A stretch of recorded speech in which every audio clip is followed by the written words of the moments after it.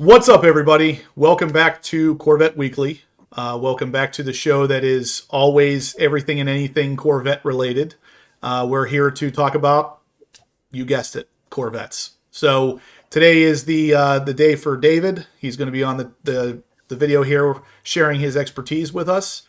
We got a lot to talk about this week, though, guys. We had a lot of happenings, and we're going to talk about all of it. So yeah. Before we do, I'm going to talk real quickly about the sponsor. Well, one of the sponsors. We got two sponsors tonight. The NCM Insurance. You guys have heard me talk about them a million times. National Corvette Museum Insurance, or NCM, because they are other cars as well. They'll insure anything you have. It doesn't have to be a Corvette. So if you do have something you want to get insured, head over to the ncminsurance.com website, and up at the top in red you'll see Get a Quote. And you'll fill out some of this information. And under step 3, at one point, it's going to ask you, where did you hear about us? And if you type in there HPO 26, that's going to help out the channel. And you'll be able to get your quote. Odds are very good they'll beat the rate that you have currently on your Corvette. I know David here actually has the NCM insurance. And for him, it was a significant savings. So if it saves him money, it's going to save you guys money too. It's definitely worth checking out. And like I said, just let them know HPO 26 sent you over there, and they'll take care of you, of course. And I wouldn't wait too long on that. The sooner you get in there, the better. But David, did you have numbers on how much money you ended up saving by going with them? Do you have any idea? Oh, my Corvette, my C8, my C8 was significant. It was like $800 a year. Okay. So it was a lot. But then again, I mean, as I kept adding vehicles, of course, I got more discounts for things. But yeah, so and that's everything that's not a daily driver at my house is on NCM. So There you go. And you have like what, 11 cars or something on there? enough, yeah. Yeah, enough. Too many. He's got a bunch of cars on there. So again, guys, NCM Insurance, if it's good enough for David, it's good enough for you guys. So definitely check them out. That's all I can say. Really good people that work over there. Of course, they'll be at the Bash. They'll be at Corvettes at Carlisle this year.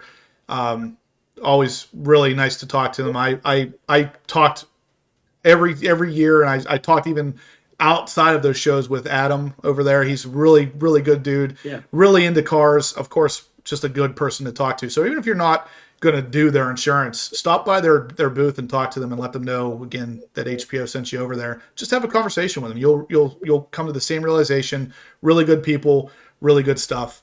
And it's always good to partner with and use products from companies that are run by good people. So Yeah. That's their biggest strength, in my opinion. Is I saved money going with them, and you're never going to get any hassle. But when you call, you pick up the phone, you get the same people. yep. I mean, it's literally the same. It's a small group of people. It's not this huge conglomerate. And they work. Their office for the NCM insurance is right there at the museum. So again, you call, you get the same people, and they're always awesome to work with. Yeah, Darren actually says they were at the Corvette Expo as well. That's good to know. I didn't know that they were there. So they do hit up a lot of the Corvette shows, which again is just another example of the fact that they're Corvette guys. At the end of the day, they're car guys. Yep. So you're not talking to or insuring your car with somebody who doesn't care about Corvettes. These guys care just as much as you do, which helps. Of course, all this stuff builds into a good place to insure your car with. There's the best advertisement for it right there. Texas. Clay said, Justin, I can tell you on my two C806s, I saved $2,400 over cost price offered by USAA. Wow, USAA too. Like, that's significant. I don't know, because that's who my other ones are through. Yeah, so but wow, $2,400. There you go. Wow, that's wild. Holy cow! All right, so that's all the reason you need to see right there. $2,400. Guys, give them a call. Go on their website. Regardless, let them know Horsepower Obsessed sent you. You can put HPO 26 in that little box. Like I said, it helps out the channel, and of course, it's gonna be beneficial for you too. I'm not the only one getting any kind of benefits out of this. So go check it out. Save some money. I mean, if you could save $2,400, who says no to that kind of stuff? So right. Anyway, guys, we do have a lot to talk about today. Unless you guys are living under a rock, you probably know the Grand Sport has been officially announced, kind of by GM, but mostly by Josh Holder. And we're going to actually see an official announcement of the C8 Grand Sport really soon. I'm going to tell you when that's going to be here in a couple of minutes. Before I do, I'm going to bring on your favorite and mine. Joe is here to talk to us about the HPO Vet Exchange and what's new and what's new in the Joler world. Hey everybody! Hey David! Hey Justin! What's up, Joe? What's new is spring has officially sprung. It's Corvette season again in the Northeast. So anybody who has been through the brutality of winter, such as Justin, myself, and a whole host of other states, can certainly relate. And we're glad to have this one behind us. On the HPO Vet Exchange, there's two cars I want to highlight quickly this week. One is a 2024 Stingray 3LT Z51 Amplify Orange with natural interior. It is a drop top, hardtop convertible. It has just 5,200 miles, has front lift, Magnum ride, satin 5-spoke graphite wheels, has 18,500 options. The sticker on this is 107,250. And it can be yours for $79,795. And if you reach out to us, I'm sure we can even shave a bit off of that. That's almost 30,000 off sticker for a 24 3LT Z51 convertible in the perfect time of the year to jump into that car. And if that one's not appealing enough, how about a 2024 Z06 3LZ coupe in ceramic matrix gray with natural Napa interior. This one, the price includes an $800 dock and process fee built in, so there's no additional cost other than tax and tags. The MSRP on this one is $140,770. And by the way, if you take that car and build it today in 2026, add probably another 8 to 10,000 based on the way this car is built. This is 27,000 off its legitimate sticker, but probably closer to 35,000 or even 37,000 off of what it would take to build this car today. This car can be yours for $113,495. So imagine getting into a totally loaded Z06 in a pretty cool color that's no longer available for literally under $114,000, other than just tax and tags. So those are the two that I wanted to mention, and there's a few more up on the site. And by the way, as you know, if you have a particular Corvette that you're looking to sell, while we do have a strong partnership now with Criswell, we still remain open to all of you and anyone you might know who's looking to work with us to help them sell their Corvette.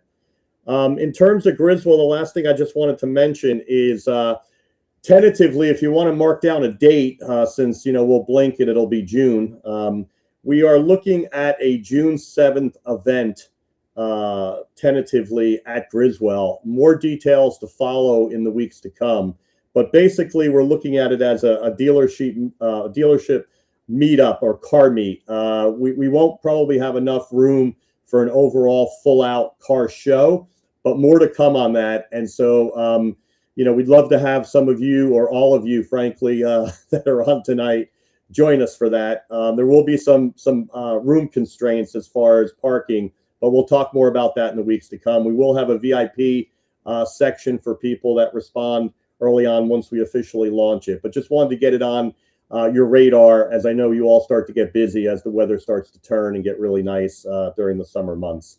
And then last but not least, Joler was on duty this weekend for the channel, in fact. And he was down in Seaside Heights, New Jersey.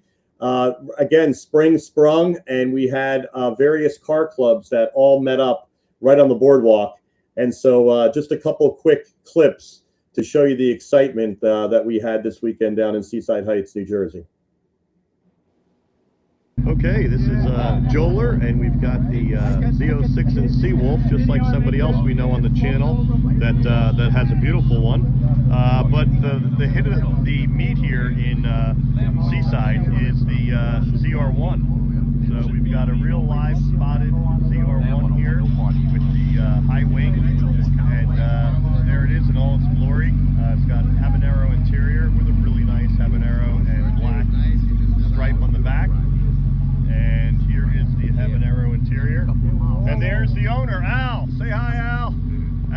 is a member of All-American. Okay, we got Joel here down at Park and Pavilion, and we are in Seaside, New Jersey, and we've got the All-American Club kicking off the spring season. All-American, Justin, say hi, Justin. Hi, Justin. And pretty awesome. Everybody's having a great time down here. It's got to be probably about 100 cars, and we've actually got a ZR1 spotted, so we'll show that in a minute. Yeah, I showed those out of order, but I think you guys get the idea. So, Joe, thanks for going to the show and sharing all that stuff with us. That was awesome. I was wondering when Tyler was going to pop up there. Weekends, I'm working weekends for the channel. Always working, Justin.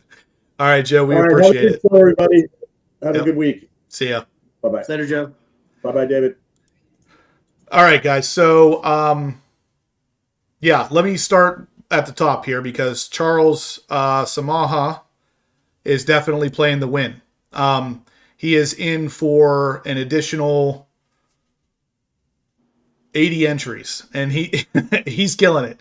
So what I'm going to do, guys, tonight is going to be a giveaway night because of one of our very gracious subscribers. He's actually in here. Anthony George gave us a set of Solar Performance ported throttle bodies in 91. So the 91s, he naturally got the 92s. But his 91s are either not used or extremely gently used. I'll have to have him verify here. I can't remember which one he said. Either way, they are the giveaway tonight. They are still worth over $800, guys, with shipping and everything. You're at like $900 for these things. You can win them tonight. So if you want a set of 91 millimeter ported throttle bodies for your Z06, your donations tonight are going to enter you to win those, and they're still going to count towards the 92s next Monday night.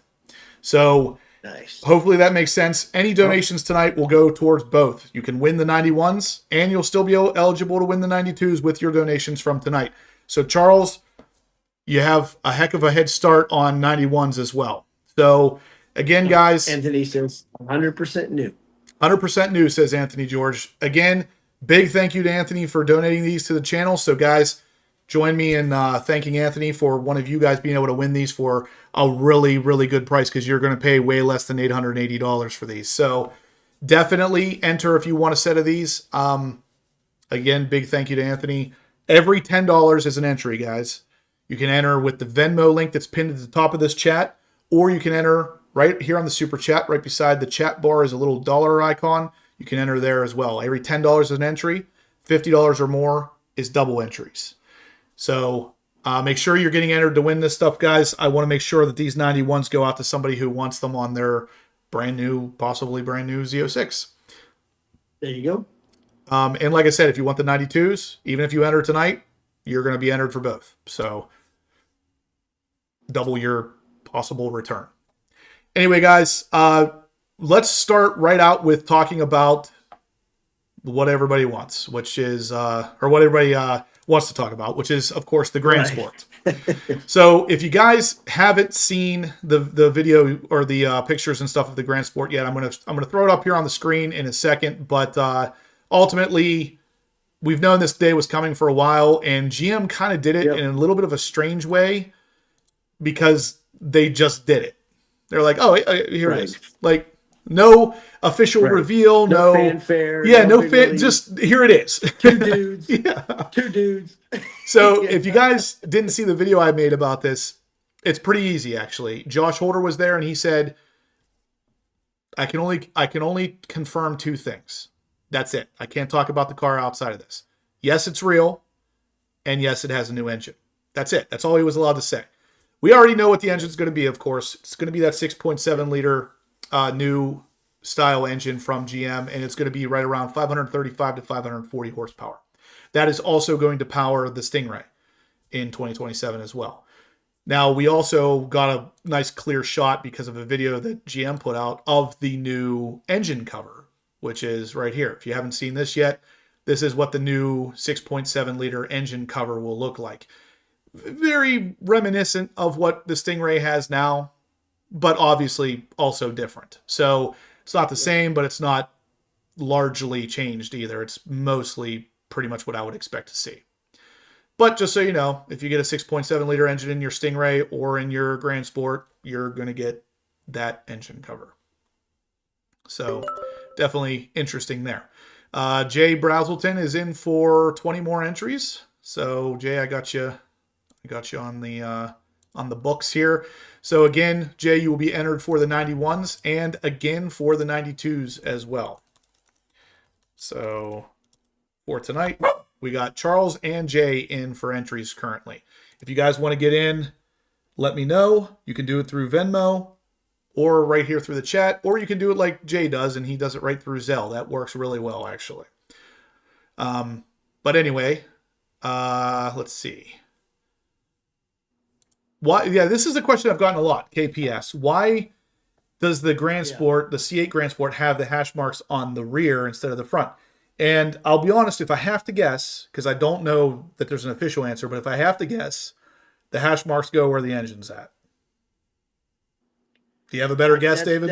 What did I text you when we saw the pictures? I was like, you know what? I love it, except Yeah. I still think, even though it's mid-engine and the Right. engine's in the back, it would look way better with those hashes up on the front fenders where they belong. But Now I think that's probably what they were doing. Yeah. And here's the real beauty of it, though.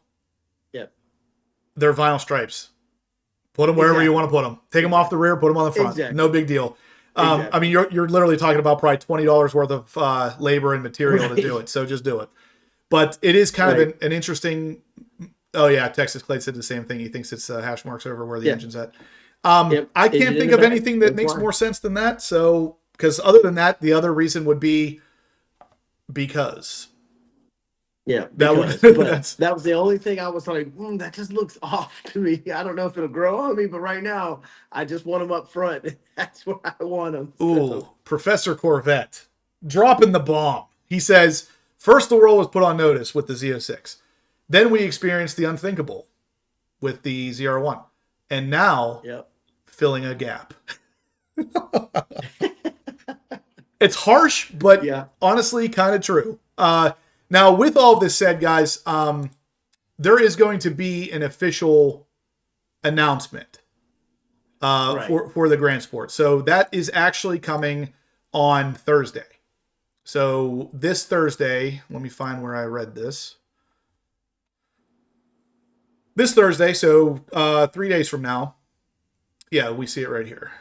The Corvette Grand Sport.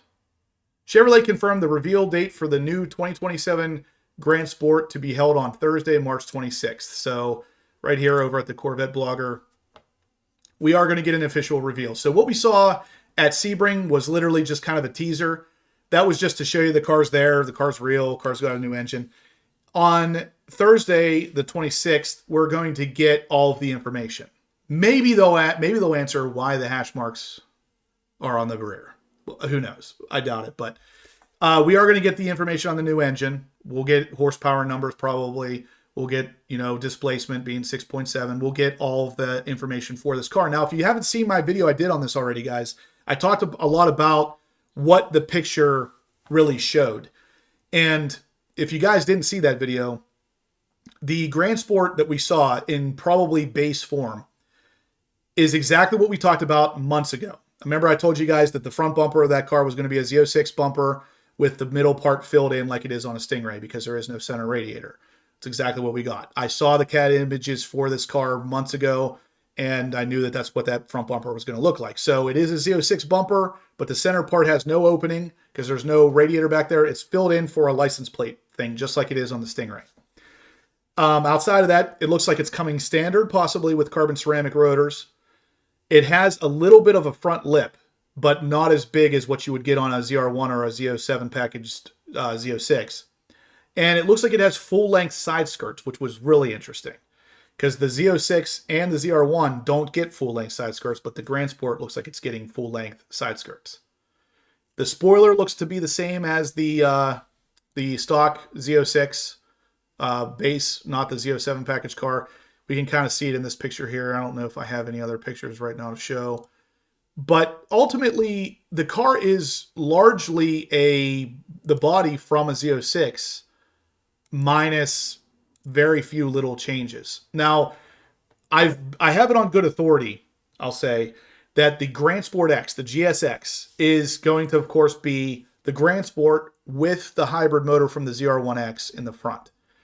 And it's going to have a start price of something that starts above the Z06. So likely starting at around 130. Now, in order for that to make sense to me, it has to be something way more than just the electric motor and otherwise the same car as the Grand Sport. I'm thinking a bunch of aero package stuff, possibly Z07/ZR1 aero, maybe active aero of some kind. It's got to be something more than just the hybrid motor, because that doesn't justify that price jump. Because we're expecting right now that the C8 Grand Sport is going to start at around $90,000 to $95,000 to, as Professor Corvette put it, to fill that gap.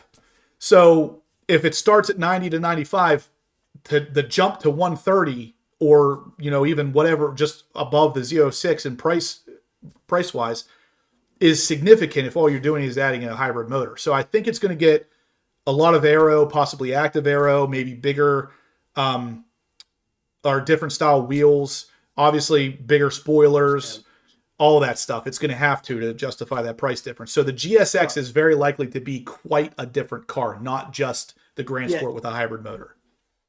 And I think they go with Grand Sport is just the Grand Sport is kind of like a hopped up Stingray with the wide body stuff, but the X is going to have standard carbon ceramic brakes like the E-Ray does. I'm calling it now. They won't be standard on the regular car to keep the price down, but that's going to be another thing that's going to add another 12 grand to the car. I mean, that is going as a standard, that is going to be baked into that MSRP, right? It's not going to be you're going to get carbon ceramic brakes for free, right? So you start looking at that, and then I'm sure again with them homologating the front motor now that it'll basically be the same motor.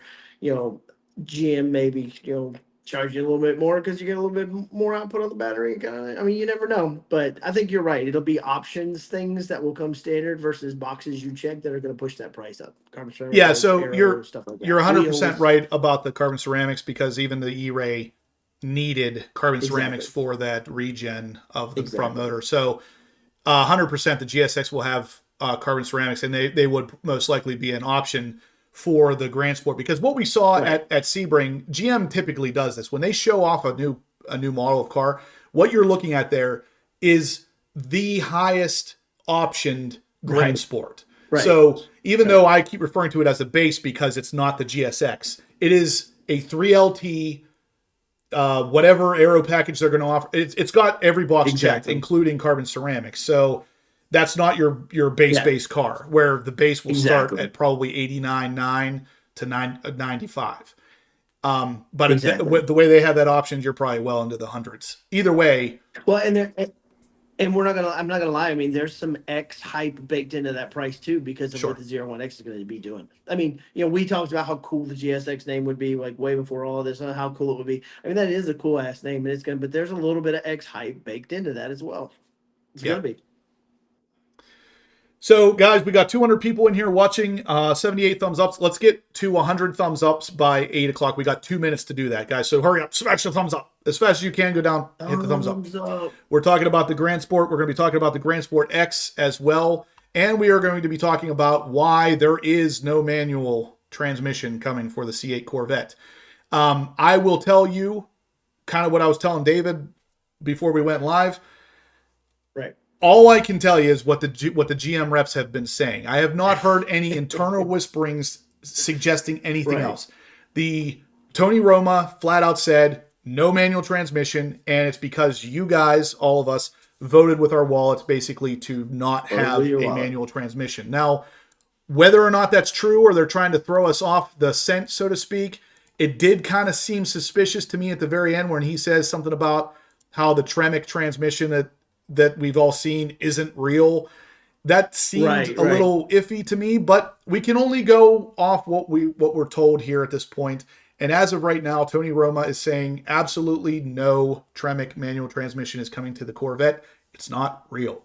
Now, we do know that Tremec has a manual transmission that looks a lot like the transmission from a C8. That, to me, does not necessarily guarantee that we're ever going to see that in a C8, but it does guarantee me we are going to see it in a Corvette eventually. Maybe not the C8, probably the C9.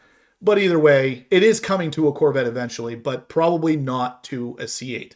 I said initially when we first saw that Tremec transmission, we probably weren't going to get it in the C8. With Tony Roma saying this now, I feel pretty confident we're not going to, because I have not heard any whisperings of this ever being a possibility for the C8 at least. So I know a lot of you guys were excited about the possibility of a manual in this car. It's really not likely to come in the C8. However, I could legitimately see it, especially in the base or initial launch of the C9. I really could see that being one of the very first cars they put out having a manual transmission in it. So, unfortunately, it is what it is. Yeah, take it with a grain of salt. We'll see. And yeah, Professor Corvette, I actually made videos about this. He says, yeah, just like Taj said that the ZR1 would be the most expensive C8 they ever produced. He did. He flat out said that. He did. So I ran with the fact that how do you make a ZR1X but make it not as expensive as a ZR1? The answer is you don't. And he lied to us. That's what happened. So absolutely, right. Tony Roma could 100% be lying to us about the fact that there's no manual transmission, and it did seem a little suspect the way that he talked about it. So it is very possible we do get a manual transmission, but I'm leaning more towards probably not. But I do think it's coming for a C9.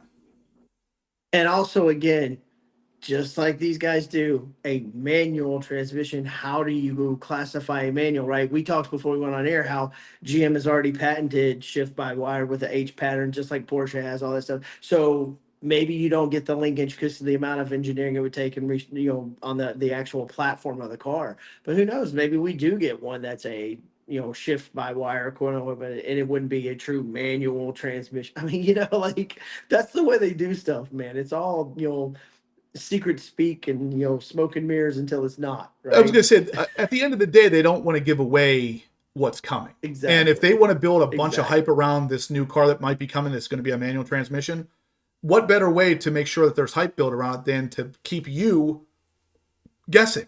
You have no idea if the manual's coming or not. Now you heard the head guy there basically saying, yeah, it's not happening. So a lot of you go, oh. And then, a couple months from now, guess what? Manual transmission. And you're all excited. So it is absolutely possible. Yep. That's exactly what they're doing. But again, I don't think so. So we'll see. Right. We'll see. Because, I mean... You said it here first. Said it here first. There you go. Let's see. There was a question I wanted to address. Before I do, though, guys, we got 200 people in here still watching. We got 97 thumbs up. Let's hit those thumbs up. Let's go, guys. 3 more. And also, with 200 people, I want to also talk to you about the giveaway again tonight. Anthony George was kind enough to donate a set of brand new 91mm ported throttle bodies for the C8 Z06. If you enter tonight, not only can you be entered to win those, but you'll also be entered to win the brand new 92s at the end of the month, which is next week. So you'll be entered for both. You could potentially win both. $10 is an entry. $50 or more is double entries. You can donate right through the pinned comment here at Venmo. My Venmo name is just Horsepower Obsessed, all one word. Or you can do it right on the super chat right through YouTube just by pressing that little money icon. $10 is one entry. $50 or more is double entries. Don't let this escape you guys. You should be entering to win those. Those are going to you're going to win them for way less than the $900 that it would cost you normally. So, so Kevin Horan, this is something else I wanted to address. And actually, I'm going to ask your opinion on this in a second, David. He says, okay, my guess is they will put out a Z06X so that the horsepower is higher than a GSX. I'm going to say right here, right now, again, zero internal whisperings of a Z06X.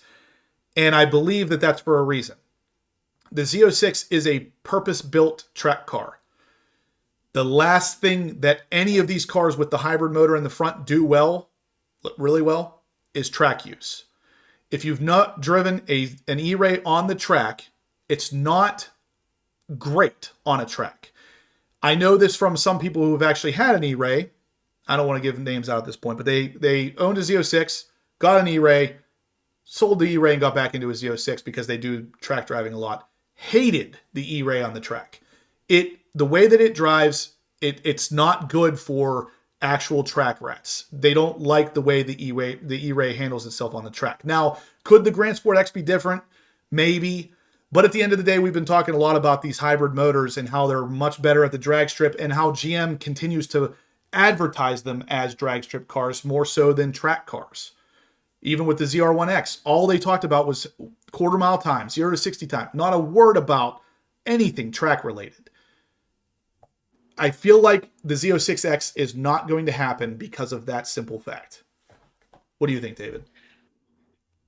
I agree. And I don't know. I'll come back to that. I agree that it's not going to happen.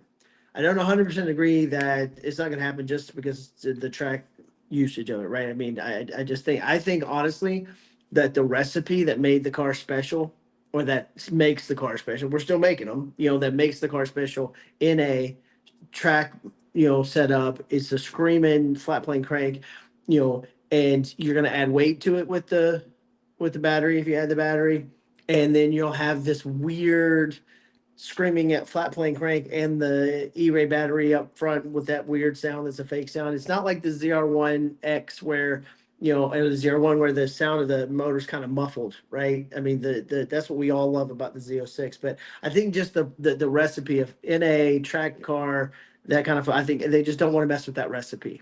I just don't think they do. And And ultimately, that, you're you've always said before, over and over and over again, like the best bang for your buck, like Yeah. the best track, or the best of every generation ends up being, we won't talk about the C7, ends up being the Z06. Yeah, and to be honest, I mean, you're saying basically the same thing I am, minus the Right. track driving thing. But the big thing to keep in mind too is where the Z06 starts price wise right now. It starts at almost 120 grand. You add that E-Ray motor, right, or the ZR1X motor to it, you're pushing that starting price up to 160, maybe more, depending. Like if you look at how they're doing it with the Grand Sport X, if it's adding really 30 grand to it, it's pushing it to 150 or plus. At that point, you're pushing hard into ZR1 territory. Do you really want to have an internal pricing issue? Like, why would I get a ZR1 when I could get this Z06X, which has almost as much horsepower, potentially more now that you can tune it, with that hybrid motor, and it's significantly cheaper though than a ZR1X. Like there it would be an internal like power / cost battle that doesn't benefit GM. It benefits us, but not GM. Right. So that's I just think just like if you talk about Grand Sport and now they've added the GSX, I can say, okay, they took the E-Ray and now it's the GSX. I get it. Okay. But there's no precedent or there's no reason for them to say, okay, well, now we need a Z06X. There's a lot of people that think that would be the best thing on earth. Again, I'll be honest with you. I mean, I don't even know if I'd buy one to be, if they added the motor just for the extra straight line acceleration. Because now that you could tune these things and stuff, there's going to be a lot of 9-second Z06s running around there here pretty soon, with tuning and good fuel and stuff like that. So I don't know, man, but I don't think they mess with the formula. The Z06 is what it is. It's been a very successful car. They leave it how it is. And then the GSX is just the new E-Ray on steroids, and it sounds better, sells better, they hope. And there you go. Yeah. So AARPM says, I drove an E-Ray on the NCM track. I'm not a track rat or know what I'm doing by any means, but dang, did it claw out of the corners. I agree with you. It does claw out of the corners, but your earlier statement about not being a track rat, not really knowing what you're doing, is why you think that's a good thing on the track. When you're in a track driving mindset, and mind you, I'm not really a huge track rat by any means myself, but I've been told and talked to by people who are, that when you're going into a turn, and I think me and David talked about this, or no, it wasn't David. It was actually it was Rob from Paragon. Well, we've talked about it before too. When you're going into a hard turn, what you want that car to do is you want it to rotate in the middle, or you more accurately with the Z06 especially, you want to kick that rear end out just a hair. You want it to slide out around you so it pushes you into the right position for that turn. The exact thing you cannot do in an E-Ray. Will it claw out of corners? Absolutely, but it's not going to push you into the turn the way you want that car to push you into the turn. That's what the Z06 is built to do. That's what the E-Ray is not built to do. The one thing I'll say is if you have a very short track or a very tight track, let's say, some of that will be mitigated because the speeds won't be as high. But, and again, if you've driven the E-Ray on a track, which I have, and you can definitely feel the weight going into the corner. You could definitely feel it. Yeah, it doesn't sometimes rotates well, but you pull out. But where the E-Ray falls flat on the track is when you start to open the track up, like the lightning lap. And again, you guys don't hate on me for this. I love the E-Ray, but you can look it up. Car and Driver, go right now and look it up. The lightning, the Stingray actually had a higher top speed at the end of the straight on VIR because the battery was no longer giving them all the juice, but it was still quick enough in the rest of the track that it put a pretty good time down. But that's because in the tighter sections, you are getting the all-wheel drive, Right. you are getting the pull out of the corner, but the feel of it going in is completely different. Now, a tight track, again, I'll give it and I'll say it's going to be as competitive, I think, because you got more instant torque and you will pull out if it's a tight technical track. A big track or like a wide open track, the Z06 all day long is going to be it. And then, again, you talk 01, 01X. I mean, that's hyper stuff right there. I mean, the times those cars are able to put down because the speeds and the brakes. But I will say on a short track, I bet it'd probably be, I mean, because NCM's a very tight technical track, but it does have some longer sections to it. So it's kind of hard to gauge the difference between the two.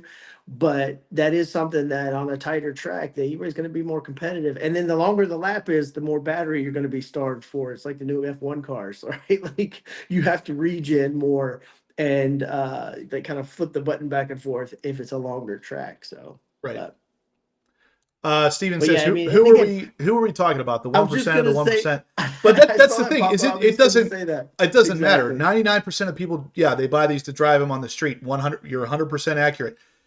Exactly, But- man. Steven's absolutely right. But what do they build them for? It has nothing to do with what the user uses them for and everything to do with what they're building them for. They're building the Z06 for the track, the ZR1 for the track.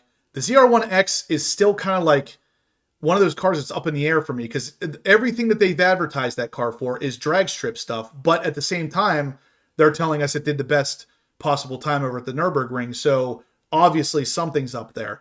Now, I know plenty of people who have an E-Ray who, that to them, it is not a track car. It doesn't matter how you slice it, it's not a track car.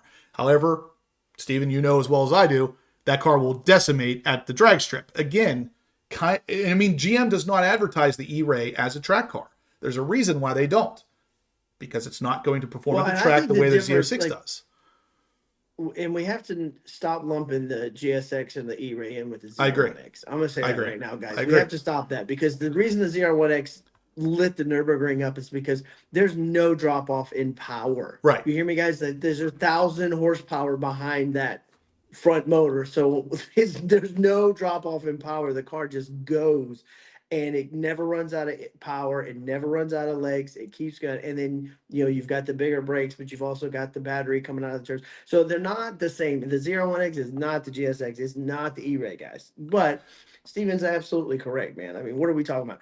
If I got on a track at Ron Fellows and I did my 2 days and I was in a Z06 versus an E-Ray, which would my time be the same in either one? I don't know. But am I good enough to be, the razor thin margin to say I'm that much better in a Z06 versus E-Ray? Probably not. Most of us aren't. You know what I mean? But I think we're getting, when we start putting the 01X and the GS, because the 01X is hypercar level stuff where the GSX is going to be fun and it's going to be amazing. And yeah, it's going to be quick, guys. Don't pull up on the line on a GSX. It's going to be quick, but it's still the E-Ray, let's say, guys. So Snow Cone kind of says pretty much where I'm at with this. More power and all-wheel drive doesn't always make for a better selling, more desirable car. Think the 911 Turbo versus the GT3. Being a former Porsche owner, I'd take the GT3 every day of the week. And that's because one of those cars is more fun to drive. Does it mean that it's a better car? Absolutely not. But one of those cars is more fun and technically more built for the track than the other one. If you're a track guy, if you like taking turns, I mean, I'm not here saying that the E-Ray can't take a turn. I'm saying the Z06 is built to do that. The E-Ray is not really built to do that. Not that it can't. It's just not built to the same degree that the Z06 is to do it. And that's ultimately what this comes down to. The hybrid front motor with that all-wheel drive system, it limits how good that car is going to be on the track. Is it night and day? Probably not, especially not for people like us who aren't really track rats. But at the same time, there is a limitation there, and that's where it ends. So I really, Well, and I mean, all of these things for the most part, other than the GSX. The GSX to me was, I didn't hear until the very last second from a source of mine that thing was going to exist. I had a real good feeling it was coming. I didn't really think it made sense, is what I talked a lot about last week, is that personally I didn't think it made sense to kill the E-Ray and then essentially bring out the same car. But the fact that that exists, and I've heard whisperings of it for months upon months, maybe years at this point, I have never heard one single internal whispering of a Z06X. There has been nothing that I have seen that has showed any kind of actual. It doesn't make sense. No, it doesn't. It doesn't make sense. It doesn't. But I will tell you too. I'm not saying I'm not excited about the GSX. I mean, like the E-Ray is a monster on the street. Like, I mean, you got anybody behind the wheel of that thing, and they'll smoke you because it's just go. That's all it is. You don't have to worry about traction. I mean, it's just go. But now we're gonna get more power out of the. So I'm excited. I mean, I really am. I mean, I think it's gonna be a 0 to 60 and a quarter mile monster. Plus, on the street, it's going to be really hard to beat a GSX on the street, guys. Like, it's really going to be hard to beat a GSX. It's already hard to beat an E-Ray. E-Ray. Oh, I know. Believe me, I found that out multiple times. Nate's got my number, and anything less than 60 mile an hour, Nate kicks my ass. But when you're talking about what gets the prestige, what gets all the people in the magazines talking, whatever, it's the track times, it's the track cars. Right. That's why the GT3 RS, et cetera, et cetera. But yeah, don't sleep on an E-Ray. But man, I'm excited for what this GSX is about to drop. And Jay Brazelton really puts this in the best kind of wording here. He says GM doesn't really make a lot of sense, and it's like, you're absolutely right, because I'm sitting here telling you why the Z06X doesn't make sense, and it will not surprise me one bit if next Monday GM announces a Z06X. It literally wouldn't. Right. I can give you 40 reasons why it doesn't make sense. That doesn't mean it's not coming. It's just based on the internal sources I have not heard anybody saying anything, even hinting at it.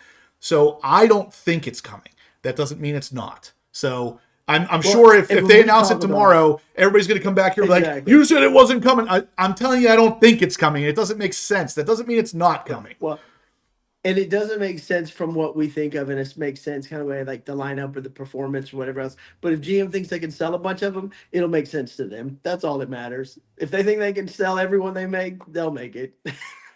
Oh yeah, and that's the big thing, is it's all about the bottom line with GM, yeah. And that kind of takes me into another avenue about the discussion of a possible Zora on this platform, and something I had a conversation with one of my subscribers earlier today, that GM, the engineers and the workers at GM that work on the Corvette, they want the Zora to exist, and they have an idea of what the Zora is. However, GM's not sure if they want to spend the money, bean counters, just like Jay Brazelton just said. They're not sure if they want to spend the money to build such a car, because they're not going to make money on it. You are, because they're going to make a Zora that is going to be probably less than 1,000 cars. They're going to sell it, we'll say, for even 300 grand MSRP. You're going to buy it. Let's say you get it at 300, and in a year that car is going to be worth 600. GM doesn't get that money. You do. So why do they want to spend the money to make this special car that they're going to call a Zora, that's going to have a whole lot of value for you and none for them? This is where the bean counters come in. So will the Zora exist?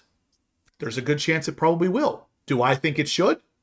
Probably not, because it's not going to be one of those cars that's going to go down in history as like the coolest thing ever. It's going to go down as one of the least produced Corvettes ever. Therefore, it's going to be worth a bunch of money, but that doesn't necessarily mean it's going to be cool. Yeah, this is what you guys got to consider, all this stuff. Exactly, and again, too, they're not going to ever be able to give you the car that does everything perfectly. Right. Again, even the Z06 is a track car. I mean, the gearing is a little suspect, some of it. I think somebody just mentioned, like, I saw it pop up, the 60 to 130 is not all that great in stock form. Now, tuning, good fuel, lightweight. I mean, I'm starting to see people coming up low sixes, high fives, 599, 59, whatever, 60 to 130, which is moving. But, it's a track car. There's still some on the table, it's my opinion, from the Z06. But, those small things for me don't get the experience of it being a twitchier car or the sound or the exotic. I mean, it just doesn't. But So again, would I, if Nate gives me a good deal on a Z-Way, would I turn it down? No, no. Yeah, I know you're in here, Nate. yeah. So S you're in Bowers literally putting this down on paper here. He says Z06 versus E-Ray at the VIR is telling. 7.3 seconds faster is the Z06 than the E-Ray. Yeah, because it's a big track. It's the American ring, or whatever you want to call it. The American The GSX with 720 horsepower is not going to be able to close that gap, because for that particular setup, it's not really about, I mean, I don't want to say it's not about horsepower, but in this case, 50 extra horsepower is not going to make up the difference of how much better the Z06 does in turns than the E-Ray or Grand Sport X will. That's where the times are made up. Like David said earlier, the smaller the track, the more likely that the Z06 is going to dominate an E-Ray or a Grand Sport X because of the extra weight on the front end and the better turning that the Z06 does. I said it the other way. Oh, you think the E-Ray would do better on a smaller track? Yeah, I do actually. Yeah. I guarantee you it wouldn't. Well, and again, I mean, you know what does make sense to me though? We're talking all this Z06X, a Z06R, like a GT3 RS, yes, or Z06, where all they do is remove a bunch of weight from. Strip this joker down. Remove the weight. Remove the weight. Yeah. Put in a suspension like the ZL1 1LE has. Put in that Multimatic, I think it was, right? DSSVs. But literally, that makes sense to me. That's the way to do it. 100%. That. Like go full on track car like the GT3 RS, go full on. Yep. That makes sense to me. Buy a Z06 if you want, but if you want that next level, if you want the track car, make a Z06R. Make it lightweight, keep it NA, and take as much weight as you can out. Do all kinds of crazy stuff. Like the Porsches have the pull handle instead of an actual door handle, like everything. And go bonkers with it. Yep. That makes sense to me. I would be all over that. That's the car that makes 100% sense. And that would make sense to anybody that understands exactly what the Z06 is built for. But anyway, guys, we still got over 200 people in here watching. So if you can smash the thumbs up, it really helps the channel. Also, we have the 91 millimeter ported throttle bodies for giveaway tonight and the 92s. To be honest with you, Anthony George is donating to the channel here, but if we only get 2 entries for him, I'm not sure I want to give away a $900 product for only 2 entries. So let's keep the entries coming here, guys. If you want to win a 91 millimeter ported throttle body setup, brand new for your C8 Z06, you can do it here for way less than $900. $10 is an entry, $50 or more is double entries. You can do it right here through the channel on the super chat. There's a little dollar icon, or Venmo, Horsepower Obsessed. Either way, I'll know, and I will get you entered in. So let's see. Yes, Multimatic ZL1 1LE. A suspension like that where they would literally cut out the magnetic ride and put in just like the most aggressive shock strut setup. I mean, you're talking about a different track car right there, let alone let's pull 300 or 400 pounds out of it too. Make it a 3,100 pound car with 700 horsepower and a stiffer suspension. That thing would decimate tracks. And again, you think if they would go that far that they would change the gearing too in the DCT, that would help the car for sure. But again, that makes total sense to me to go Z06R, because then you take, just like Porsche's done, they sell the shit out of GT3 RSs for that reason, and they don't have as much comfort or features or whatever. Then we're gonna make a Z06R. Every one of them would sell. Every one of them. Yeah. Steven says 100% the E-Ray beats a Z06 on a small track. I would need to see that. I really would, because my experience is totally opposite. The smaller the track, the more technical turns, the more the Z06 wins. The bigger tracks is where the E-Ray is going to have more of a, longer straights where it can start pulling that power. But yeah, I don't see that happening. Too much of my experience with the E-Ray on a track is not a good experience. It pushes too hard into turns. It does pull you out of turns pretty well, but that's only if you're inexperienced. I'm inexperienced, I'll tell you that without a doubt. But I know experienced drivers who literally sold E-Rays to get a Z06 because of the track driving, nothing else. Because for the street, the E-Ray is the better car, but for the track, the Z06 is the car you want. Oh yeah, until you get into 0101X, like honest to God, like there's nothing that touches that E-rate. Well, no, GSX, whatever you want to say, on the street. I mean, Yeah. on the street, it's insane. Yep. Guys, it's really crazy.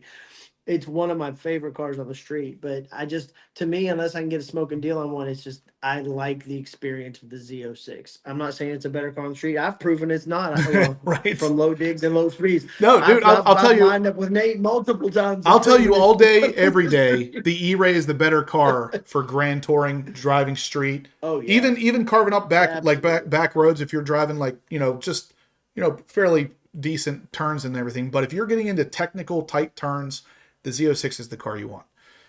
Yeah, and again, there are guys like that are taking this to the extreme. Like I'm starting my more of a weight loss journey, more aggressive. But there's other folks like Brandon took his car.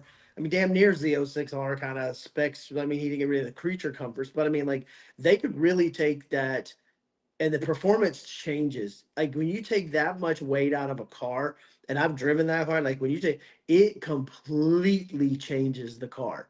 Oh yeah. So for them, like you said, take the magnetic right out, put the multi-mag in, get rid of 400 pounds of unwanted crap, and maybe even more. Who knows? And the next thing you know, it's a whole different conversation Yeah. of how insane Well, I of a mean, track car when this I is. when I bought my new Seawolf gray car after coming from the black Z06, I have roughly 150 pounds pulled out of that Z06, and that 150 is literally night and day. If you drive a stock Oh, yeah. Z06 It's huge. versus mine with 150 pounds pulled out, you Yep. can feel that the second you start that car and start moving. Because as soon as I put my car in Yep. drive, it literally just wants to go forward.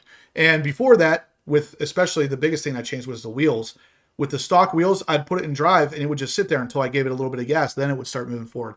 The rolling resistance is less. Everything about 150 pounds out of that car, you feel It's that. huge. Yeah. Huge. Um, And that's the thing too, like, again, like, and that's you just doing basic stuff, not gutting the door panels, no speed, no radio, no speakers, pull handles for like all that stuff. That you Yeah. could really Oh, make yeah. this an insane car. Yeah. You could, without a whole lot of work, but again, this costs GM money, but without a whole lot of work, you Right. could pull 400 pounds out of that car and still keep the majority of your creature comforts. Majority of it, yeah. Yeah, like you Yeah. wouldn't have to lose everything. I mean, we're not talking No. about an entire like just fiberglass body dropped onto a frame like they do in like NASCAR. Like you don't have to go that extreme to pull 400 pounds out of there. You could even do like someone said earlier, 250. You pull 250 pounds out of that car. Like Big I pulled difference. out 150 and I haven't lost any creature comforts. There's nothing has Well, changed as far as that's concerned. and they could even do Z06 and then a big R. Yeah. Oh, it'd be so cool. Yeah, make it like It'd be so red cool. or something. Red's their Z06 Yes. color anyway.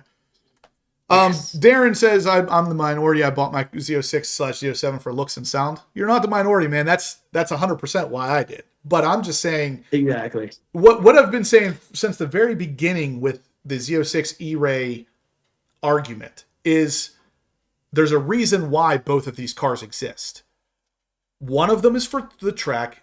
One of them is more for the street. That's not me saying that. That's GM saying that. So it seems like especially the E-Ray people want to kind of move those things around a little bit. And you really can't. And that's ultimately what I'm saying here is why I think the Z06X isn't going to happen is because those two aren't really interchangeable.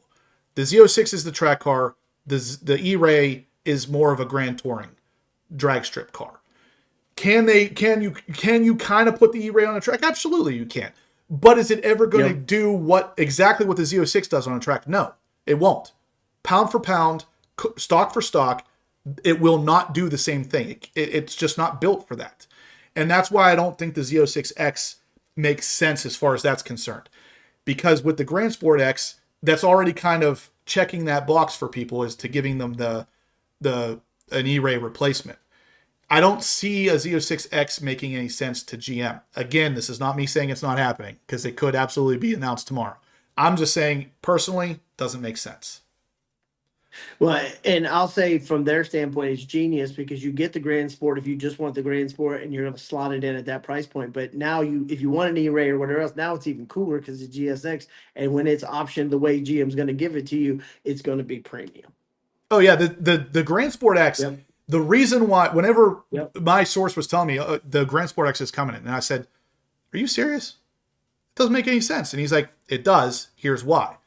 $130,000 price starting point. He didn't say 130, but he said above Z06. So it's going to be probably Right. around 130. You're going to get that hybrid motor up front, but you're also getting a lot of aero differences, the standard carbon ceramics, a lot of things that you didn't get with the E-Ray. Like the E-Ray didn't have a high wing. The E-Ray didn't really have a front splitter, dive planes, all that stuff to really look more like a track car, like the ZR1X. I don't want to compare it to that, but it is possibly being built more so for that. Not that it's going to replace a dedicated track car like the Z06, but it could be more efficient on track use than the E-Ray is currently. And if they go even further with it to justify that $130,000 price point, we could see even bigger changes. Potentially some form of active aero. I really don't see active aero happening at all in the C8 lineup, but it's possible. I'm just spitballing at this point. We're going to see something different with the GSX. Would I love to have an extra 100 foot-pound of torque on the LT6? Sure, right? Like who wouldn't? But it's just going back to Zora himself. The Z06 is always the track option. That's the one that's always been. That's the way it's been marketed. That's the way it's been. So that's where it's at. TechSpeed says, Justin/David, have you ever experienced a whistling sound from the Eventuri and 91 millimeter setup? Really? Not whistling so much, but you can hear the air. If you're whistling, I would check all your connections. I was going to say whistling means something's leaking. Yeah. Whoosh, yes. You can hear the whoosh. Right.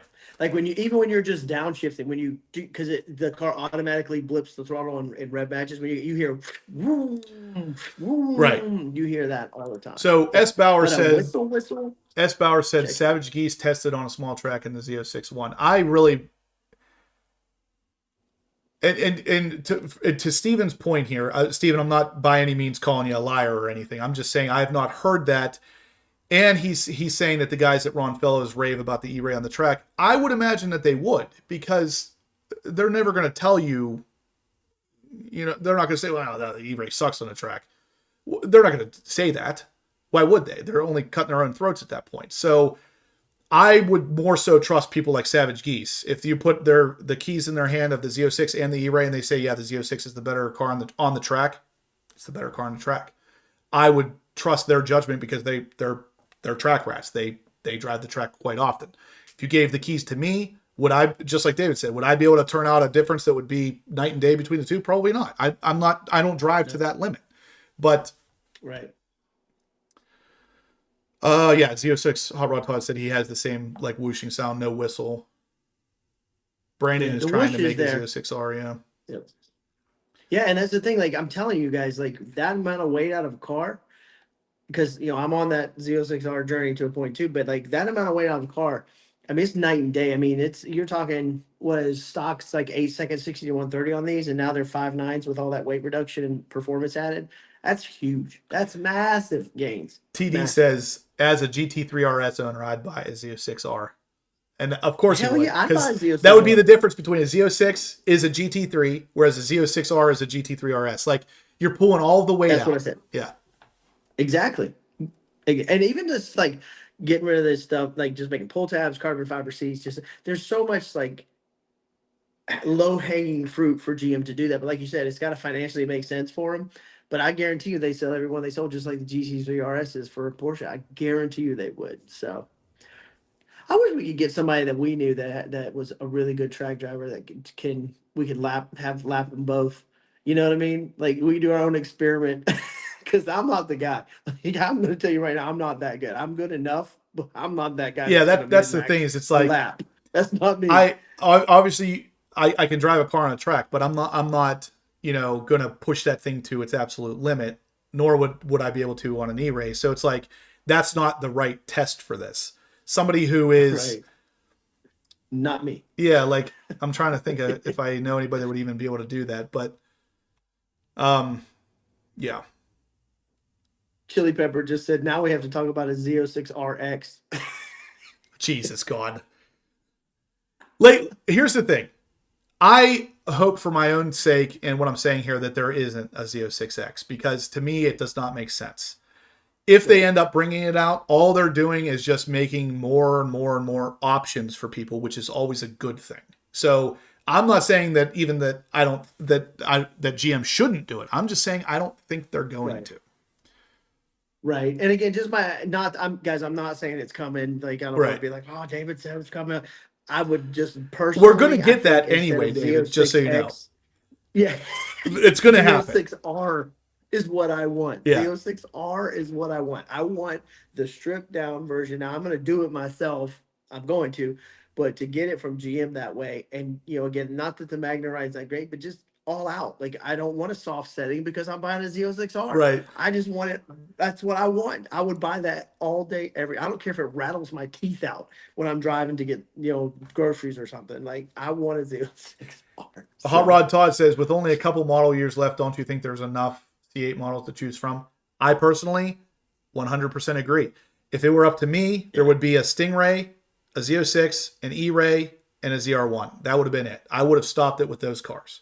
Now, GM's obviously trying to squeeze this platform for as much money as they could possibly milk out of it. This is what we're getting. I initially would not have guessed that the Grand Sport X was a real thing, because it doesn't make sense to bring out essentially the same car as the E-Ray. To me, that doesn't make sense. I'm not saying that to the general masses it doesn't. To me, it does not make sense to do that. But here we are. Yep. It's too bad the Ron Fellows guys don't actually post times. Like, they have a lap board and a leaderboard amongst themselves, and they'll give you like generalizations, but it's not public. And they said that for a reason. But I would love to see the fastest lap of the drivers in both cars. You know what I mean? Like, that would be really cool if someone would give us that information. They have that information. They just won't give it to you. Oh, they have it. They just don't make it public. Oh, I know they do. Yeah, we talked about it with the instructors and stuff, but yeah, they're like, we just don't make it public because they all get out there as competitive as we are. Are you kidding me? All right, so Mr. T says, what will the most expensive Grand Sport actually cost? If you're talking about the Grand Sport X, that car is going to approach 200 very easily with fully loaded, which is going to be weird because you're talking about all of the creature comforts, 3 LTs, front end lifts, all that stuff added to an already high starting price point. It could hit 200. The regular Grand Sport without the GSX, I'm going to say it starts at 90 to 95, probably maxes out around 120 to 130. That's about right. Yeah. Kevin Reynolds says, is GM going to ship all the leftover E-Ray badges to Harlan's house? Oh, that's funny.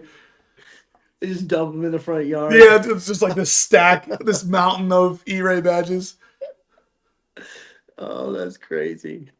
Yeah, people are bringing up like the C606, how it had like the balsa wood carbon fiber floors. Yep. I mean, they can do all kinds of stuff like that. But again, just the small stuff would make a huge, like Justin said, 150 out of the car is a noticeable difference. Double that, whole different car. Yeah. Trust me, guys. Engineered Insanity says Z06RX has a carbon fiber electric motor. It's super lightweight, but still puts out the electric power. I love it. That's hilarious. Hot Rod Todd said, now that would admit a mistake was made. If you dump the badges. Steven says you can take out 160 pounds with basics. After that, you're getting into stuff that Brand's doing. I agree. I'm at about 150 out of my car, and honestly, there's not much left that I could take out without starting to lose things. I'm looking forward to when Racing Sport Concepts makes the ZR1 hood functional, because it's going to involve a new carbon fiber frunk tub, which is going to drop a bunch of weight off the front too, because that frunk tub is actually a lot heavier than you'd think it should be. So that being made out of carbon fiber is going to drop another probably 10 pounds. Yeah, and guys that are going min-max are taking that out. Exactly. They're just taking it out. Yeah. Yep. Which again, I mean, if you don't want to use your frunk and you just want, I have reasons I'm not going to divulge right now why I'm keeping my frunk, but if you want it, take it out. There's a lot of weight in there, man. There really is. Yeah, that would be admitting there was a mistake made whenever he literally can't pull out of his driveway because it's covered in E-Ray badges. Professor Corvette says leftover E-Ray badges will be buried alongside Atari cartridges. Yep.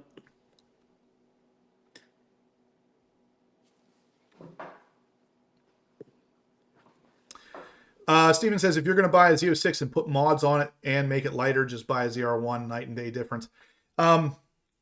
I don't disagree, Steven, but if you want to do that right now, good luck. You can get a Z06 at any dealership. You're not touching a ZR1 for another couple months at least. Yeah, I was gonna say when the prices get to a point where it makes sense. Yeah, if I can go down to my local dealership and I can say, here's a Z06, here's a ZR1, here's the price difference. And then I'm starting to think about, okay, I got to do this on the Z06, I got to do that. Or I could just get the ZR1 and already have that done and it's ready to go. Yeah, that makes sense. But for right now, and God knows when, like I say a couple months, but who knows when the over MSRP stuff really stops. And with tuning available, and if you really want a naturally aspirated track car, you can't go ZR1. That's the big, that's a big thing. And that becomes when you're talking about what experience do you want, right? Because if, let's say today it's tomorrow we wake up and you can buy a ZR1 at MSRP or a small discount, whatever. Would I get rid of my Z06 and stop doing the build I'm doing currently to buy the ZR1? No, I would buy the ZR1 for every reason Steven just said. It is a night and day difference. It's a completely different animal, but I still want to make my Z06R because that to me is what the experience I want to build out of this car. The ZR1 is not that on edge, track car, GT3 RS kind of feel. But I'm going to tell you right now, it is a night and day. It's an absolute insane machine. Whoever it was earlier that made that comparison. Get rid of my Z06 or even stop build. I wouldn't even stop build. I wouldn't even stop my build. I wouldn't either. I would finish the plans and the build I have for my Z06 and his ZR1. Why? Because I want them for two specific different things. Yeah. So. And that's kind of what whoever made the comparison earlier of the 911 Turbo versus the GT3 RS. It's like that is the Z06 versus the ZR1X. That is the difference between those cars. Not that one isn't faster than the other necessarily. The ZR1X is going to decimate the Z06 in a straight line.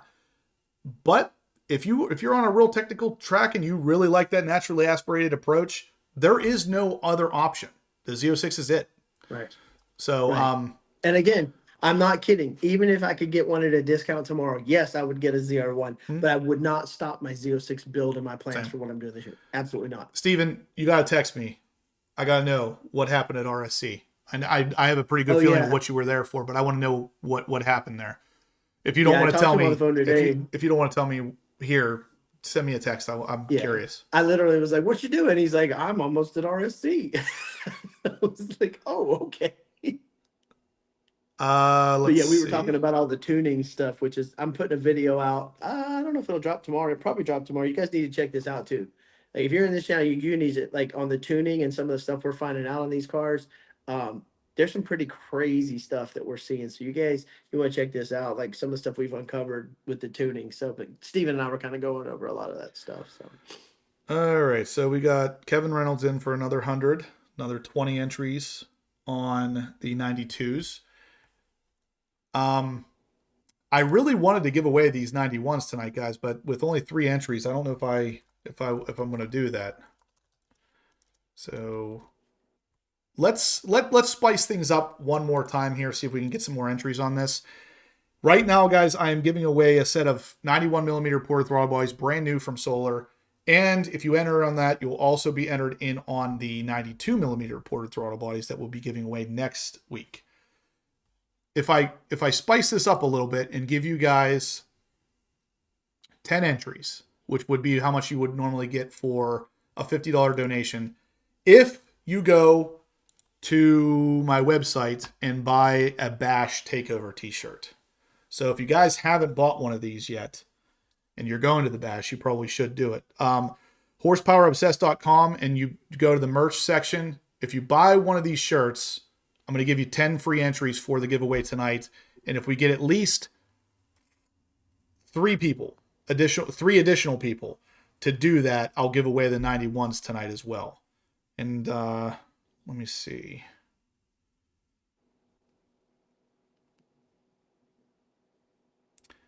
One person already technically did, even though he did this before I mentioned this, I'll still count it. So if we get 2 more people to buy that shirt that haven't entered into the giveaway otherwise, I'll give away the 91s tonight as well. So go to the website, buy a t-shirt. It's good for the bash anyway.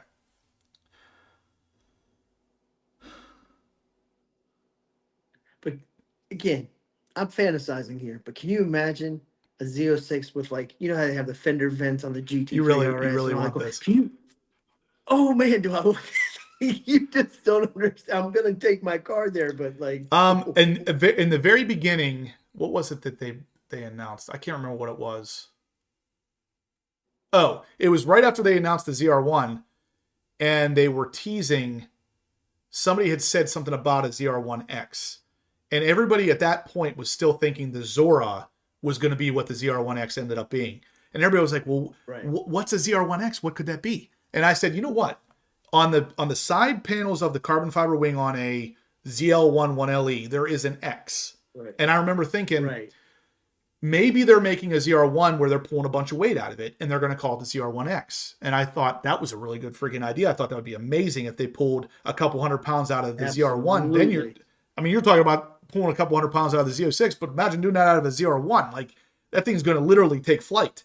So Right. That's what I thought they were doing initially. So with the Z06R that you're talking about, it's kind of the same thing where it's like, if they would do that, yeah, and have a different wing than the Z06. Yeah, maybe a wing, bigger, yeah. Like having, oh man, and the like those vents and like all the aero and yeah. I really would. I would be all over that. Like I said, I'm building my car to basically Z06R specs. Was kind of what I'm doing this year, and the power I'm adding and things, etc. But man, to get one like that from GM. Yeah, one other thing I did want to talk about actually is the Quail edition. I think Professor Corvette says, yeah, what are your thoughts on the care instructions for the Quail matte paint? So it was interesting. Waivers for that. Have you seen that? Yeah. And it was interesting to see that because this isn't really anything new. There's a couple companies out there. BMW does, and some freaking Hyundais have matte paint from factory. The big things you got to remember with matte paint is you cannot treat them like gloss. It is a completely different surface, and if you treat it like the stuff that you've done in the past on gloss, you're going to ruin the finish. So right off the bat, if you get a scratch on it, number one, if you buy a Quail, let's just be honest, if you buy a Quail and you don't immediately get that thing PPF, there's something wrong with you. But if you get a scratch on that paint and then you think, it's all right, I'll just buff it out. No, you won't.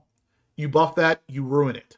Because as soon as you go to, on a gloss car, if you get a scratch, you can buff that out, scratch is gone. If you scratch that Quail edition matte finished paint, as soon as you buff it, it turns that entire section you just buffed to an absolute gloss shine. So you will always see that. On top of that, 99.9% of the car care products that are out there right now, like detail sprays, ceramic sprays, this stuff is built and tested for gloss finishes, not matte. So when you start adding all this stuff on top of it, what it does is it fills the pores, or what makes matte paint matte is that surface is not perfectly level. There's a bunch of little divots in it.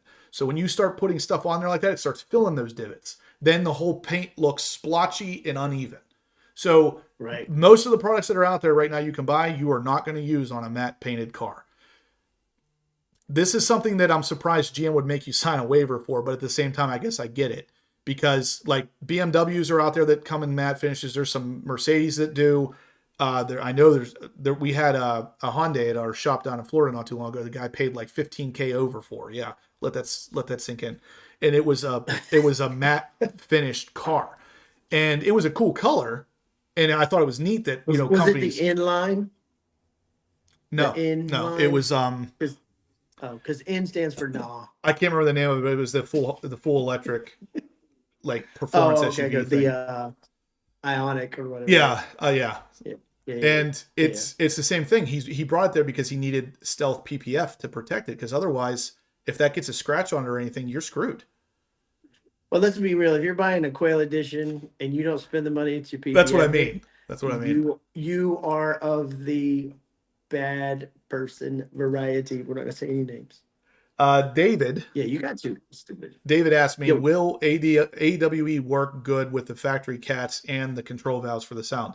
Yeah, so I actually have a couple videos on my channel of when I got the AWE exhaust on my car while everything else was stock. So stock cats, stock headers, just the AWE catback exhaust, and it reduces rasp and it brings out a higher pitch at higher RPM than the stock exhaust does. So yes, it will work very nicely. Well, and again, Dan says, in other words, matte finish is a pain in the ass to upkeep. Yes. And if it were me, my money, I would do exactly what was it Brooks's car they said there? I think it was, yeah, Brooks. I would do the same thing. I would get that silver. I would matte stealth PPF it. And then you have the same thing. Quail Edition, and it's done. Yep. Yeah, there's no way I would, because then you could care for it just like any other PPF car. Larry Newberry, I got you in for, you'll get 10 entries. So yeah, Hanover was asking about some fuel pressure things and fuel pumps on the cars with the tuning. Yeah, I'll discuss that in my video. But yeah, there's some interesting things we've discovered, but both with that, but also with the mods we've done to our cars right now without the tuning on the stockies. Are they doing what we think they're doing? I'm gonna tell you tomorrow. Darth Vader. There we go. We got some twist my intakes. All right, Darth. We got you in for 10 entries as well. So I think we sold one of the t-shirts as well. So again, guys, if you guys haven't seen it, if you are going to the bash especially, you should head over to the website. We are going to have a special HPO takeover day, which will be Friday most likely. And afterwards, we'll also have a lunch at the Stingray. This was all David's idea, by the way. We'll have a lunch together with all you guys at the Stingray Grill. Go to the website, though, just horsepowerobsessed.com, and grab one of the HPO NCM Bash Takeover 2026 t-shirts. Any of these t-shirts that are so cool. Yeah, it was cool so last year. Yeah, man, it was cool. It was. Any of these t-shirts that you guys buy from here until next Monday night, I will enter you in on winning the 92 millimeter Porter throttle bodies as well. Unless you do it right now, you'll also get entered in on the 91s. So definitely should think about that if you want to have the t-shirt and possibly win some throttle bodies. Yep. Aaron asked, when are the shirts shipping, or are you bringing it? I can't remember what you said you were going to do. They'll probably ship unless it's not able to be done in time. Then I'll just bring a giant box to the show and I'll give them to you the first day at the show. Either way, the order will be submitted in early April. I think it was the end of the first week of April is when I have to put the order in. So nothing will ship until after that. Good.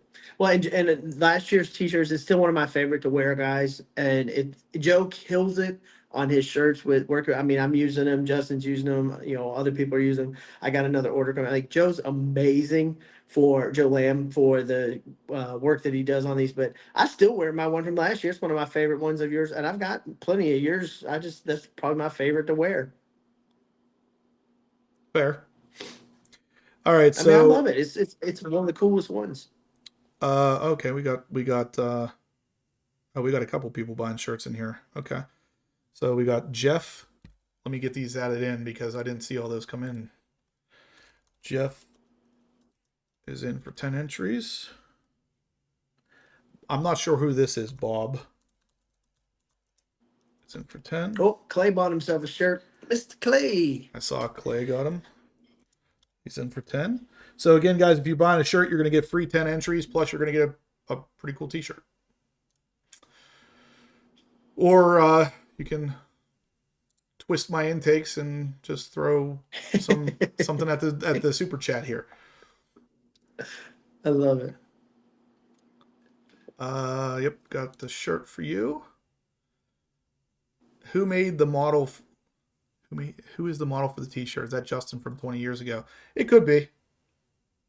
Man, JW Lucas said he grabbed a shirt going to NCM for the museum experience during that week. You are gonna love it.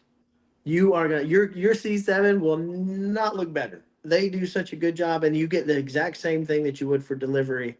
And they go, I mean, I'm sure you know most of the features on your car, but they're experts. They'll go through your car if you want, just like you were taking delivery. It's pretty crazy what they'll do, even if it's not a new car. And then they'll drive it out with you. You get your pictures. You get a membership at the museum. It's really freaking cool, man. So S. Bowers, this is a question I've gotten, oddly enough, a lot in the last like 2 weeks. He says, anyone have the Aeroflow Dynamics C806 F1 exhaust? It sounds great on Instagram. I thought that exhaust sounded pretty good too, but I started doing some research on it and found a couple people who had apparently bought the exhaust. One guy specifically, and this is quoting him, this is not my opinion, I've not had any hands-on with this. He, quote unquote, says that the Aeroflow Dynamics exhaust is the Temu of exhausts. And he did not like his, and apparently had some problems with it. So, and other people mirrored his experience. So if that does anything for me, I would stay away, but that's just what I've seen. So if you go looking for it online, odds are good you're going to see a lot of the same answers. Maybe just search for it a little bit online. I don't want to be the guy that talks you out of it, but at the same time, if it was me, I wouldn't do it. Yeah, I haven't seen any feedback on it so far. I see the clips all the time with that one guy, but I haven't seen any feedback on it. So, and Ricky, the cost for the experience itself, I think it's like a third of the. No, it's like $500, It's cheap, dude. You especially considering you get your laminated window sticker, you get a membership to the, and now it's not an individual membership. Now you get a family membership for the year. It's dirt cheap, man. It's like getting a detail for free, basically, when you do it. But yeah, I think it's like $500 or $600. Don't quote me, but it's pretty close to that is what I paid. So All right, Charles Samaha's in again. He bought some t-shirts. Oh, no. Now that is cool, JW Lucas. He said this was originally delivered. He's a second owner. It was actually museum delivered, so he has the gold that's sticker cool. for delivery. That is cool, yeah. That is, dude, that is wicked. That is, let me know what day. What day is it? Do you know what day it is? Because I want to be there for you. Like, let me know what day that is, because we're gonna be there. Yeah. I'd love to see that.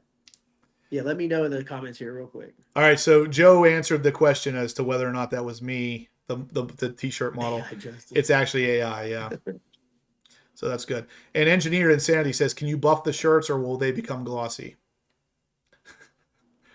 Oh man, the characters in this chat. Oh, that's right. I forgot, Professor.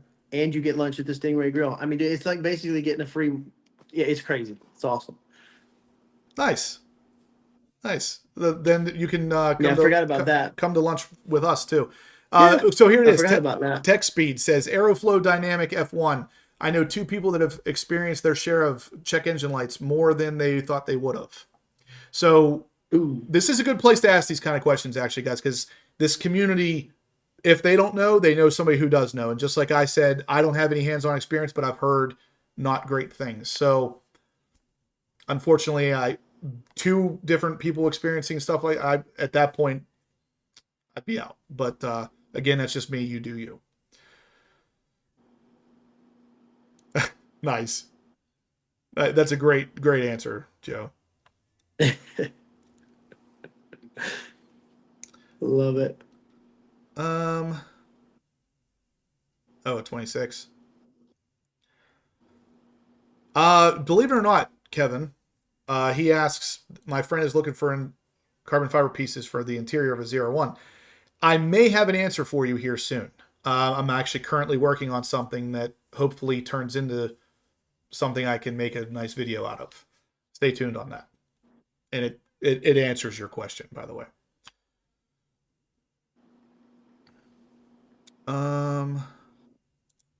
Yeah, Dan Lewis says bad shirt ordered.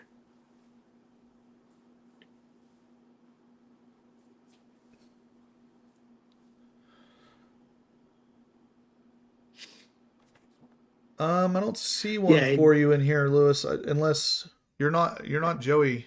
I know that's not your name, so I don't think it is.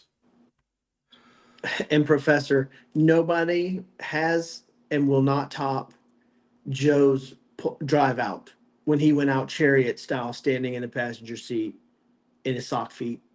Never. That was epic. In his what? Socks? Yeah, well, you don't want to stand in there with your shoes. And No, absolutely not. But literally, did you see him go out? He was standing, roof off. He's standing up chariot style while they drove him out. I don't know who convinced them to let him from a safety standpoint to Yeah, do it. that's It was funny. freaking epic. Nobody will ever top that. I told him at the bash too. I'm like, bro, I was like, I wish I would have thought of that, but absolutely epic, Joe. No one will top it. I hope NCM has tons of pictures of that because it was, you're a legend, man.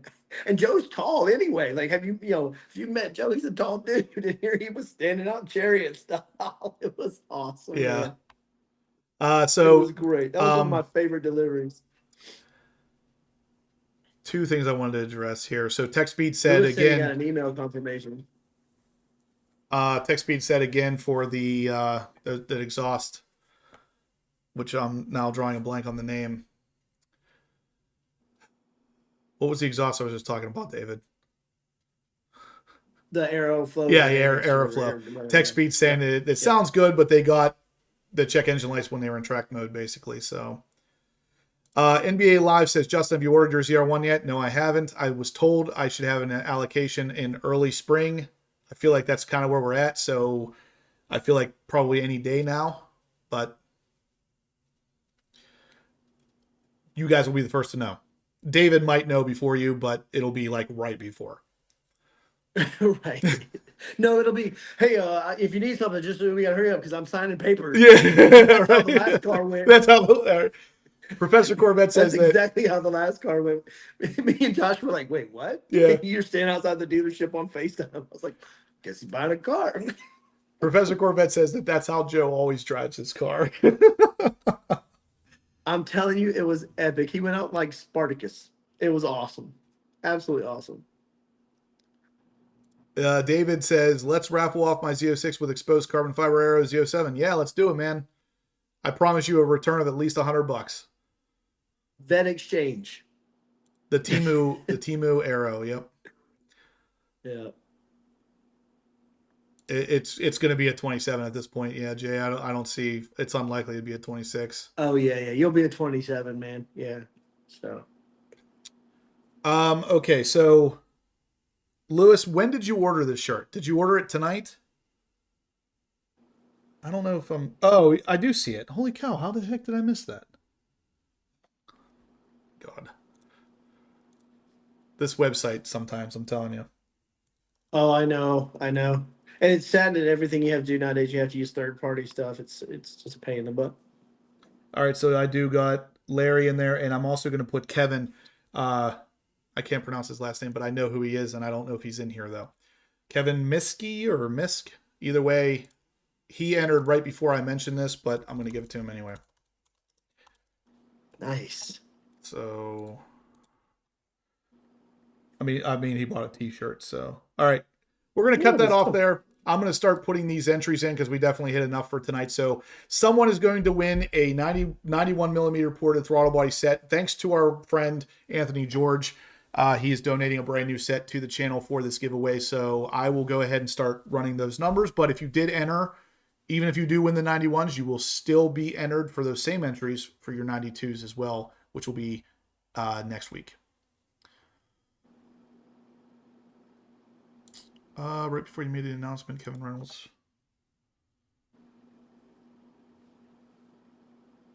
Yeah, Kevin, I think I got your entry on there already.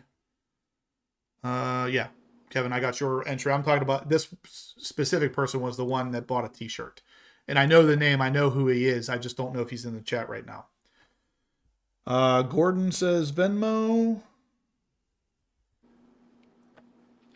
Hi, Gordon. I didn't see you, buddy. Yeah. Welcome, my man. Thanks, Gordon. I did get you in there. Jeff is in for 10.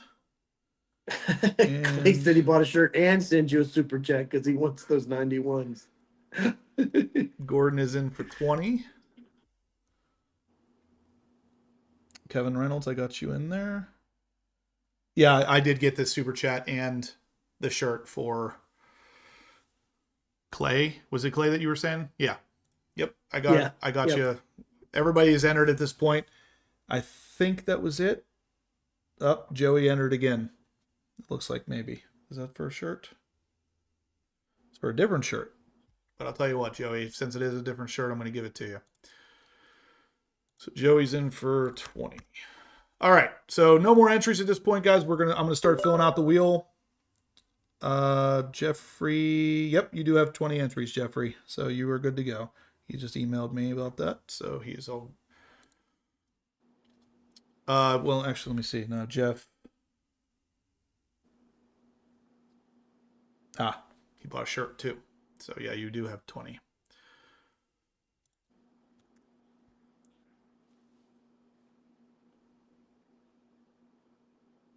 Hot Rod Todd, I got you in there.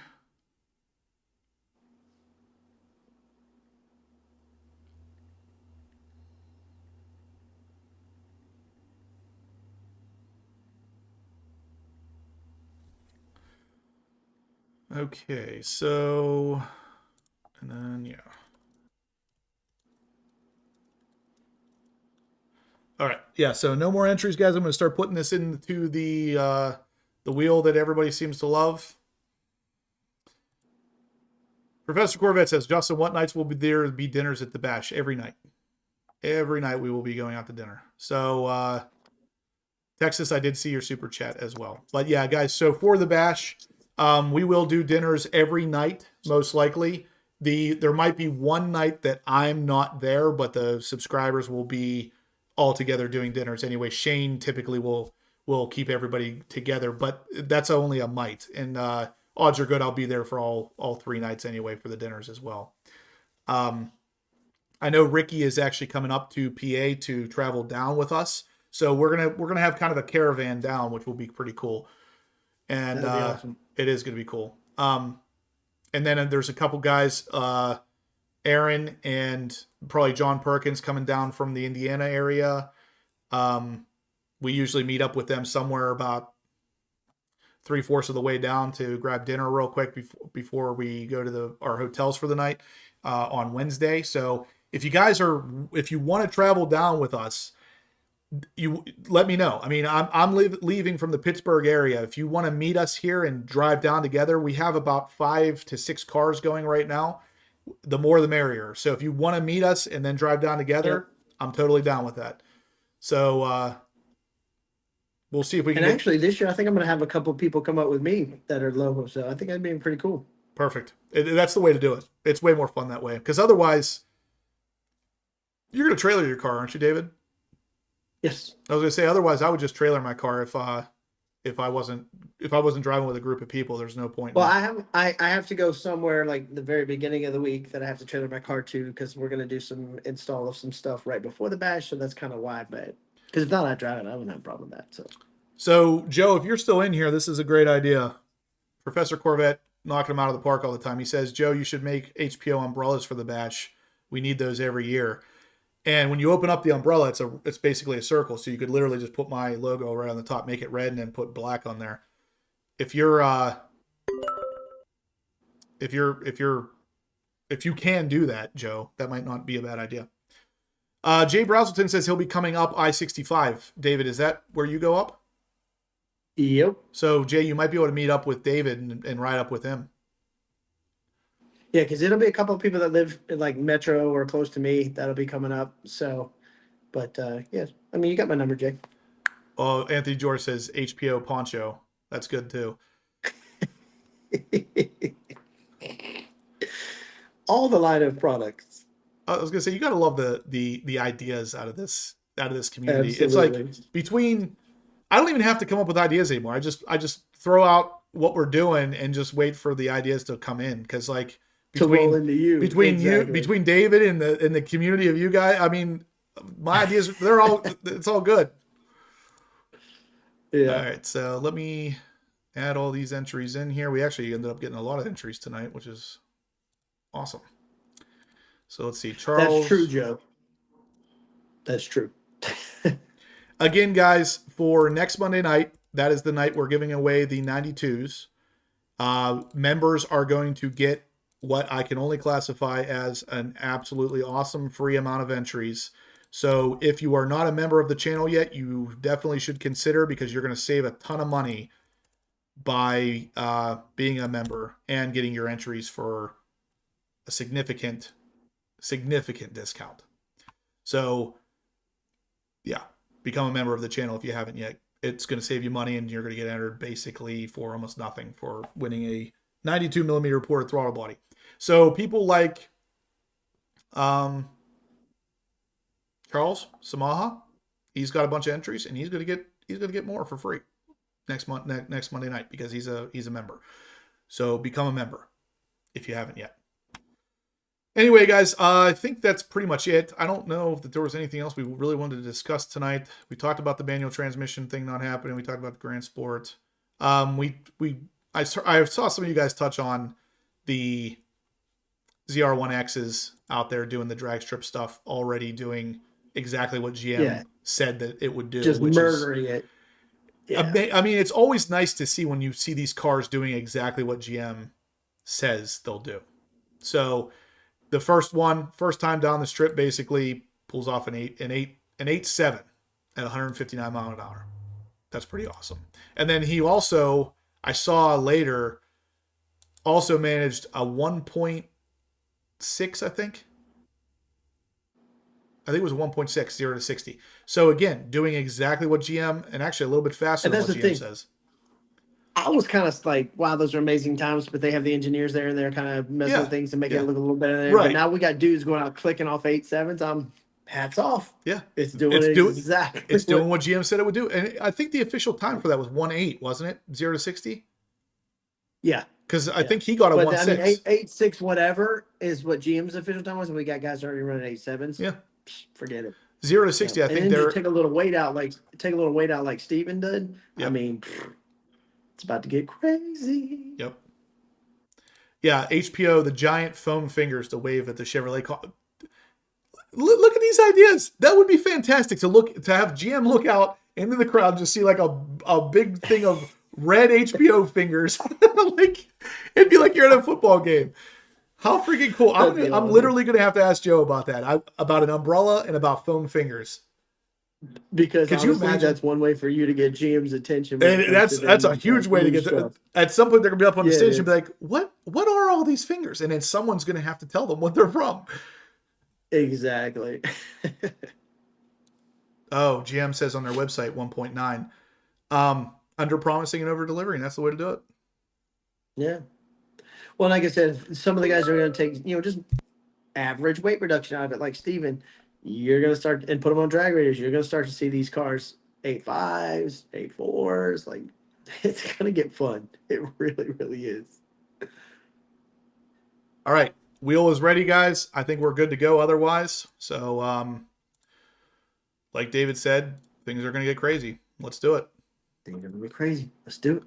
Big bucks, no whammies. All right. So, random name here. Joe, Super 8 Creations.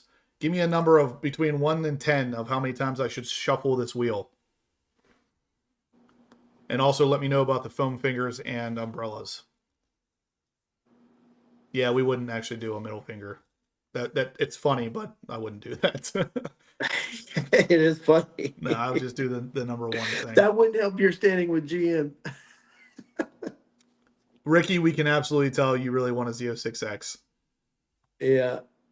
Yeah. If only somebody would figure out the way to like mate the two, that would be awesome for you there, Ricky. But Joe, Super 8 Creations, tell me a number between 1 and 10. Or I'm just going to go with hand over fists.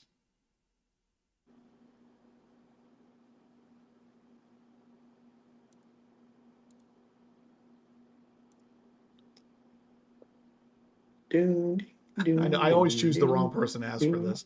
That's all right. All right.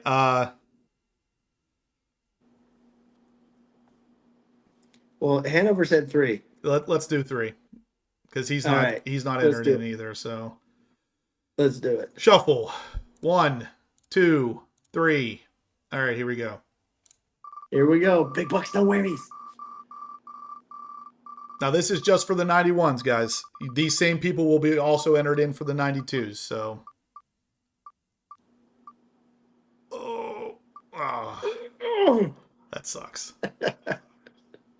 Well, Charles, it makes sense. He donated the most. It partially makes sense. Okay, Charles Samaha. I don't know if you even want the 91s. If you're still in here, let me know. If you don't want them, I will respin this wheel. But let me know what you think. I think earlier he said he was out on them, but let's confirm. Yeah. Charles, let me know if you want to take these or not, because if not, I'll respin this wheel for somebody else who might want them. Otherwise, you did win the 91s and you're still entered for the 92s as well. So.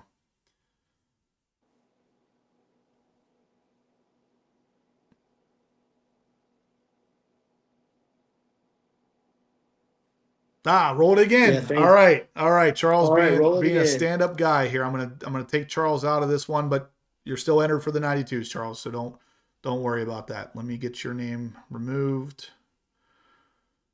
There we go. All right. So do we wanna rotate it again? First person to put a number in the chat. That's how many times I'm gonna shuffle it. That's what I'm gonna do from now on. There you go. I like that one. Yep. First person to put a number in the chat, guys. We are respinning the wheel, so don't leave yet. That's too many times. It's got to be one between 1 and 10. 7. Okay, here we go. There it is. 1, 2, 3, 4, 5, 6, 7. And a spin. Big bucks, no whammies.